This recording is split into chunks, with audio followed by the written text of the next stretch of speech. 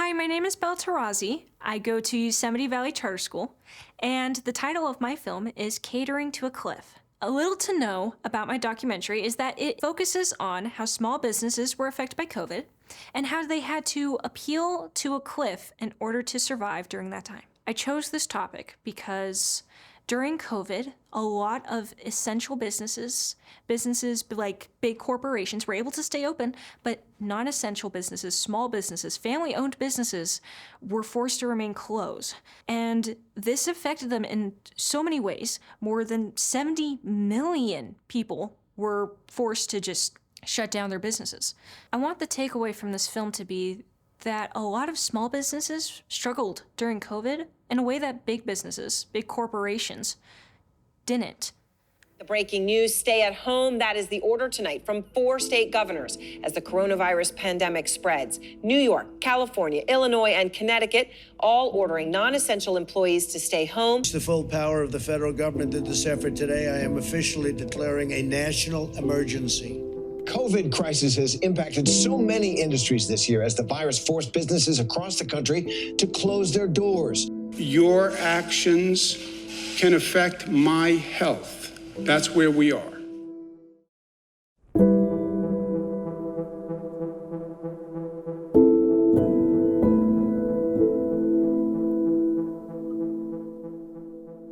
It didn't make sense to me that all the big grocery stores were staying open, but all the little ones were crushed. My name's Chris Tidwell. We had an escape room. We started in 2016, and we really enjoyed it. It was a family-run business. They're very creative, very different type of escape room, something that was very immersive, very unique in the community. We really like the idea of the outside-the-box thinking and the puzzles. Yes, did it hurt? My name is Christina Cola, and this is my family's business. Both batter up at Cedar Anise and batter up here at Fowler and Herndon. Batter Up is a family-owned and operated breakfast and lunch restaurant. Started with my dad's pancake recipe that he concocted about 25 years ago. We were told by friends forever and ever we should open a restaurant, and always thought that was just so silly and kind of blew it off. Then we decided in 2009 to open it and see what happens.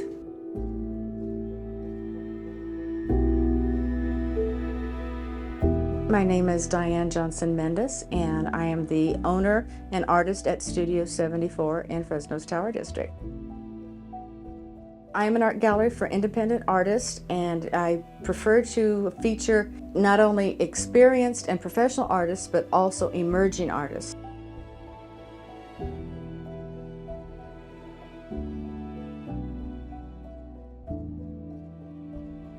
Before COVID, my business was doing well. Then when COVID hit, of course, we had physical restrictions. We weren't supposed to be open, and we were supposed to stay home. I did, until such time as I decided that I was going to start making masks for the community, because people had to go to work and were required to have masks, but there weren't any masks to be held. COVID hit, we were very concerned for the health of everybody. You know, it would break my heart to find out that somebody got sick and was hospitalized, and furthermore, you know, passed away from something like this. We bought like a UV sterilizers, we bought all the sanitizers. We were very, very diligent in cleaning everything. And after about a week in, we decided, you know, before even they did the mandates, we shut our doors.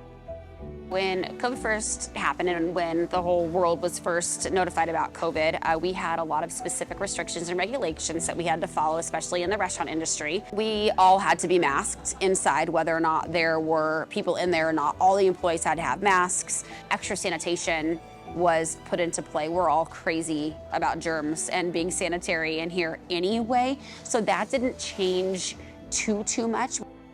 The CDC on their website actually put out patterns and updates to the best way that they felt to make masks.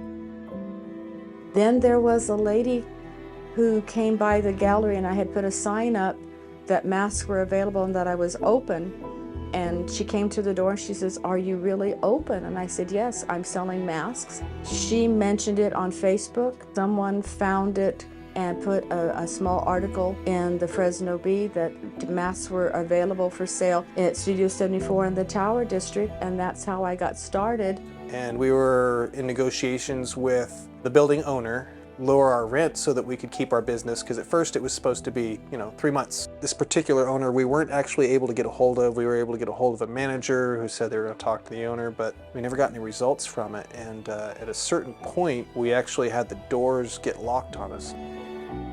And side note on that, we own an escape room, you fool. You think we can't open a lock? So we were able to get into our building and recover our $20,000+ of investments. We unfortunately had to go to a skeleton crew on our staff. It was gut-wrenching to have to make those calls. Financially, of course, the business took a hit. Of course, when you can only offer takeout and curbside pickup. As to show as an example, you could put the other mask inside. I was doing it for the medical community, friends and family that don't sew and didn't have the materials to do so. It snowballed to the point to where I have some that were shipped to Alaska, some that went to the Midwest, Southern California, as well as here in Fresno.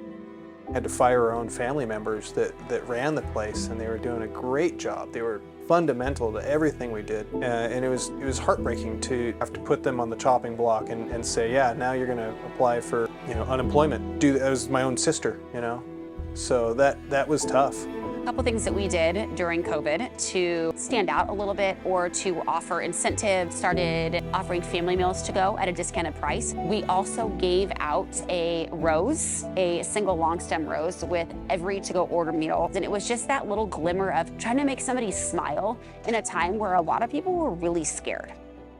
My reaction to COVID was devastating because not only did it affect my business, I also lost my husband to COVID. And so it took a toll. I was able to work through COVID and the loss of my husband because I am a strong person.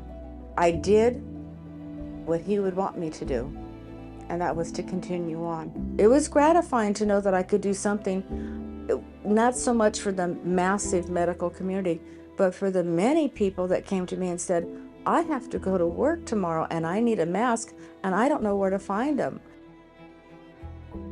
We believed we were doing the right thing for the community. So when you're making the right choice, there's no question about it. We took a hard hit.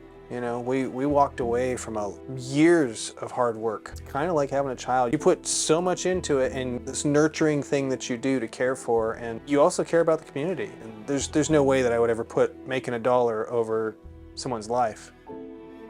So COVID affected my personal family. I am a single mom, and I have 3 little ones at home that were in public school, and we're trying to do the online thing. It just taught them how to be resilient, how to show up, how to be supportive. It's always fun to look for the good and see the good, even though there was so much tragedy. Personally, I lost 2 family members because of COVID, so I know that it wasn't a walk in the park. It wasn't all sunshines and rainbows. I think the reality of COVID during, especially the first shutdown when nobody knew what was happening, it was terrifying, right? And then other businesses that are more fun-based, right, or entertainment-based, like how do you keep that alive? When you're not allowed to even have anybody that's allowed to walk through your door.